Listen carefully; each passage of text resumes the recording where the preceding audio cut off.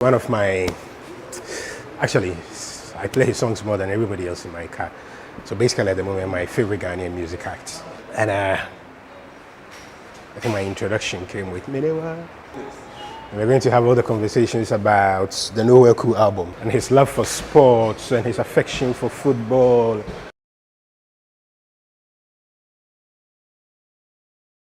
At the moment, I'm a bit starstruck, and it's almost as if I am still driving in my car, because I've been listening to that Nowhere Cool album for literally every single day since it was released. So an absolute pleasure to meet M.anifest. If you listen to that album very well as well, and some of his music, you will hear on a regular basis references to tennis. So on my Djokovic, fear me when I deserve, and Lampard, and being so frank and the rest. So there's a bit of sports imbibed in M.anifest, and I'm glad absolutely to meet you today. Good to see you, man. That was a wonderful introduction. I am starstruck. So we'll have a chat around a lot of the things relating to sports. Charlie Mantaya, you for know they won't go there. You don't really want to go there. Charlie Mantaya, you for know they won't go there. I'm really on my I don't care. Charlie Mantaya, you for know they won't go there. You don't really want to go there. Charlie Mantaya, you for know. You did something on Azuma Nelson. I just want a brief idea about what motivated you to do that Azuma song. Yeah, so Azuma Nelson flow was motivated by the fact that Azuma's style, he held no punches. And then on top of it all, his post-fight interviews were epic. He held no punches there too.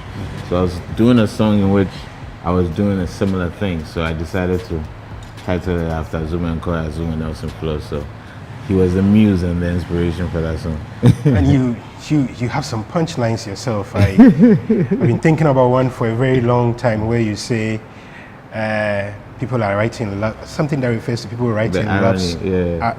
Every day some hate said the right love song. It is funny me, the irony is quite strong. There's just a lot of contradiction. So you use one line and you use another line that contradicts it. Yeah. Where did you get that from?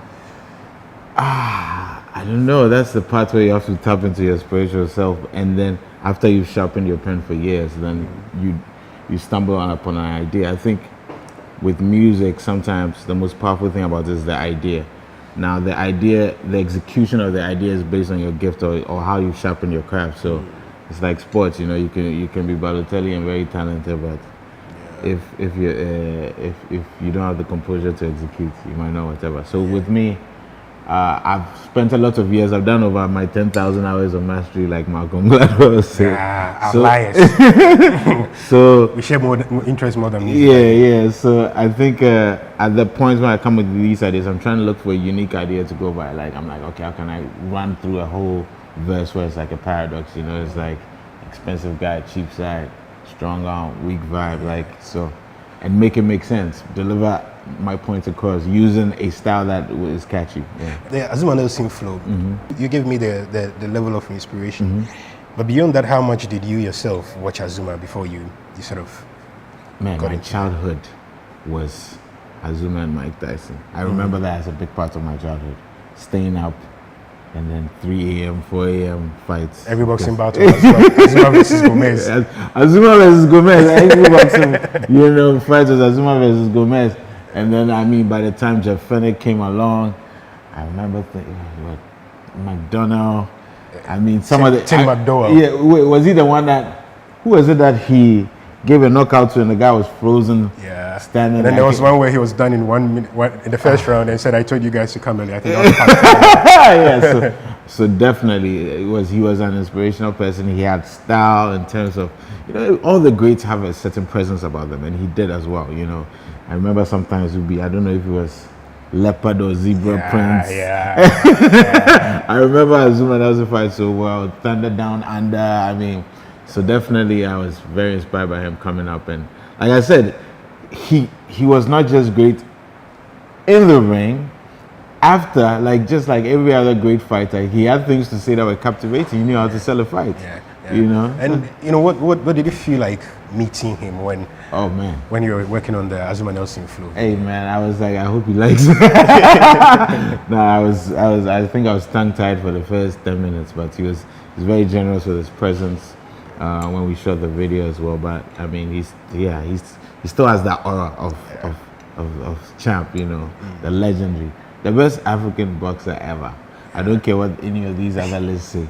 They can't tell me anybody else. Azuma is awesome. He was a big part of my childhood as well, and music has been as well. The thing that struck me as well was that when I listened to your song, so from the one I referred to in this song will vex you, but family home. But it was the Nowhere Cool album that really struck me, and I keep thinking, and I can't associate it with any typically Ghanaian genre. What were you seeking to do with that album? I think that was the first album in which I felt like after years of doing music, I could finally fully deliver on a vision I had. So I wanted to have a vision of me as an artist shine through the album. Me as an artist, as I'm a fusion of two things. Of my Ghanaian upbringing, my hip hop love, of my Ghanaian upbringing, my 10 years away from Ghana. And because whenever you blend things in ways that are not regularly done, you come up with something new and exciting, something vibrant. So that's what I really wanted to do. I wanted the music and the album to be a logical extension of who I am, so that you're like, this is kind of an artist defining album, and then from then on just go on with that. So that's what I wanted to do. So every song would have that vibe with it, and obviously also conceptually, it was. I took the concept, well, not the concept, but the title from a book from M.anifest, who's a legend from here, a short story from her, and even that story in itself was a bit inspiring towards that. But that's what I wanted to do with the album. I wanted it to be something that defines my career, so that it's not my magnum opus yet. It hasn't come. That one hasn't come. But when that one comes, Noel Cook can always be referred to. It was almost felt like it should have been my first album.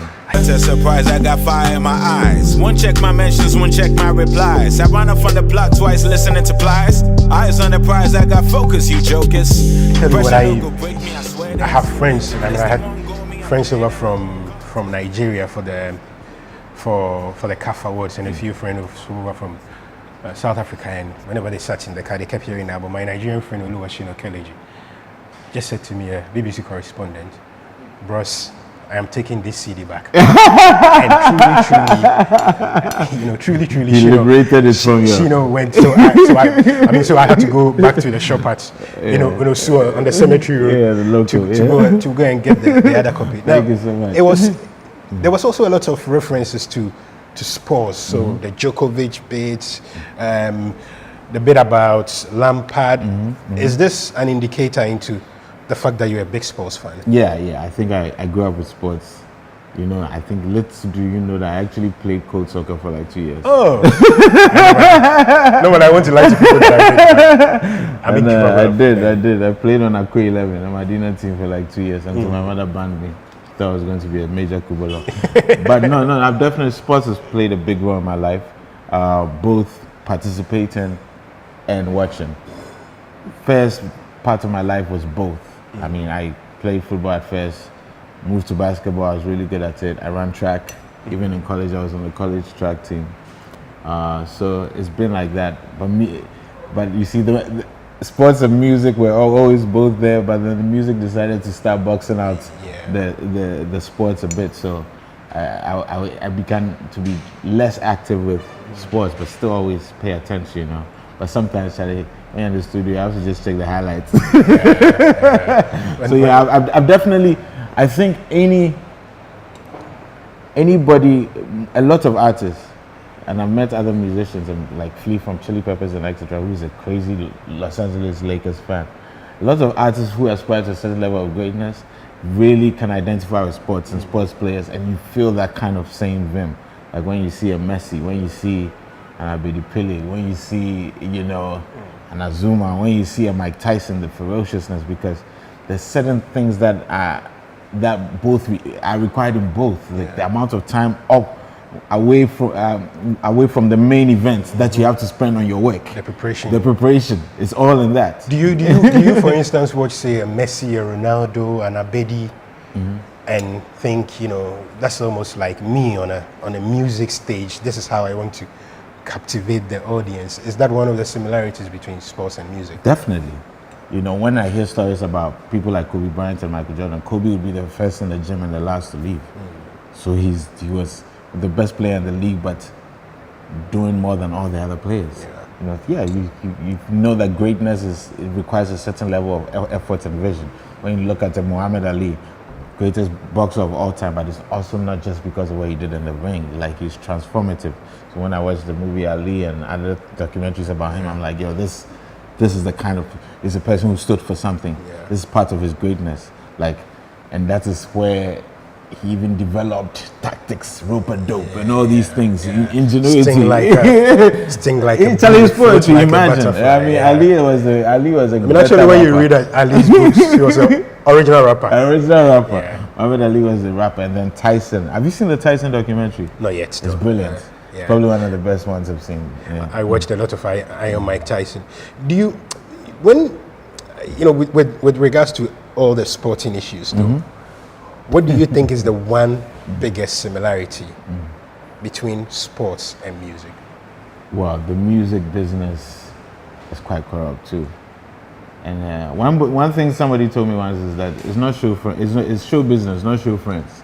It's a very selfish and capitalist-driven things, and people definitely try and cheat you, and try and cheat each other as much as they can. Like, people do all sorts of, might not even be illegal or unethical things, you know, just to amass wealth for themselves. If you look at same thing in sports, Don King and all the people that, you know, agents. So it's similar, record labels, promoters. So sports, I mean, yeah.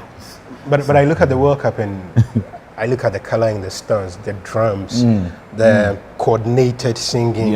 You had these Chile fans, you know, these Colombia fans creating a buzz, Argentina fans. And the Senegalese players, they are what do you call it? Pre-match workout dance and everything.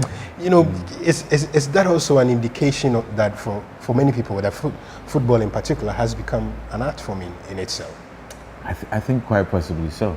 I mean, if you look at a lot of these football players, if nobody told you what they did, you could say they are an artist. I mean, they embody the vibe, the aura, and how they approach whatever they do. I mean, even look at the celebrations. I mean, I know for a fact the Black Stars players usually spend quite some time on it. I mean, and in another way, I mean, a lot of football and a lot of sports are inspired by musicians. Like, people have their headphones on when they're training. You know, Usain Bolt, all these people when they're about to run, it's music fuels that. So I think it becomes intertwined in a way in which, yes, it becomes arts. You are what you nourish yourself with. So if you're nourishing yourself with music, a part of that comes through your craft. I can relate to that because I think when I started listening to Nowhere Cool, so typically in the morning I probably will listen to Nowhere Cool, and when I feel like the day is getting better, then I will go to Now Here Cool. I'm going to wrap up. Nice. I'm going to wrap up, but I'm going to I'll take your. I'm going to let you commit yourself to a few big debates. Hey, okay, let's do it. Ronaldo or Messi? Messi. This one is not even a big debate for me. Ronaldo is great. He's great, and his work ethic, he's almost exceeded his potential. I mean, but Messi is just on the level that you can see the difference. That individual brilliance is not forced. It's been given to him. Actually, and he's not a slouch either. It's not like he's got the gift and he's been a slouch. You know, shout outs to Balotelli. You know, I still love you, but like, I did a song called Balotelli back in the day, actually. But you know, who's an amazing striker. I think one of the most amazing strikers I've ever seen. But I don't think he lived up to his potential or yet. But you can't say that about Messi. So Messi. The greatest Ghanaian footballer you've ever seen? Abedi Pele. Easy. No question about that. Easy. Which team do you support? Which football team do you support? Arsenal. You smoke last night. How do you cope? How do I cope? I don't. I suffer. You know, and then you enjoy the big moments. and then you know you go back to history and hope posterity will mirror history. if there's one particular sportsman you would love to see live, who would it be? To see live, currently, Yeah. as an active sports person. Yeah. Active past that you would have loved to see in action. In action. Feeling. Or definitely, I'd love to have seen. I'll give you 3 names. I'd love to have seen Michael Jordan, Mike Tyson, and Abedi Pele. Yeah. I like the choices. Either way, it's been an absolute pleasure meeting you. It's been an honor for me, man. Thank you so much. I'm a big fan. I'll go off and drive and listen to the music a bit more. Hey, man, maybe I need to make that a TJ song, yeah? The next TJ song. The references are coming, believe. Keep doing great music. Thank you. And thank you for your time. Thank you. Bless it. Sure. Yeah. Sure.